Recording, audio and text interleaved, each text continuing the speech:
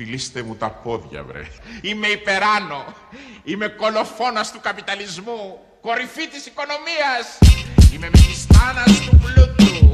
5 δουλειές, ένα κομμάτι ψωμί. Αρχιτεκτονική, λιανική, βιντεογραφιστική. Θα θέλεις έτσι να ζει το δικό σου παιδί. Να αργοπεθαίνει κάθε μέρα χωρίς λύση να βρει. Για να βγάλω τη βδομάδα δουλεύω σαν το γραφίστα. Σάββατο και Κυριακή σε γάμους και βαφτίσια. Λίγο αρχιτεκτονική για να κλείσω το μήνα. Και βάλε και τη λιάνικη έτσι για να με τσίτα. Νίκια και ΔΕΗ και δουλειά την Κυριακή. Κι είμαι ήδη τα πει στη Δευτέρη Παρασκευή. Δεν έχω φυσιολογικούς καρδιακούς παλμούς. Τα αφεντικά μας κλέβουνε κάθε μήνα μισθούς. Υπεραξία από εργάτες παραγωγικούς. Και πάνω από τα γραφεία τους εικόνες και σταυρούς. Χριστούς και Παναγίες, ανοιχτά τις αργίες. Αριστερή κυβέρνηση και λίπες μαλακίες.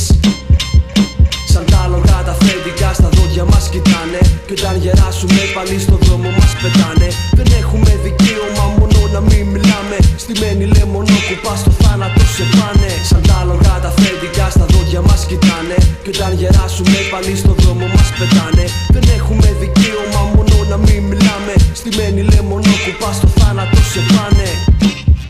Αν ακουμπήσεις τη μύτη μου πρόκειται να εκραγώ. Έχω συνάδελφο στα 29 με κεφαλικό. Καρδιακές ανεπάρκειες μέσα από βάρδιες. Μίση και αντιπάθειες, μισθή και άδειες.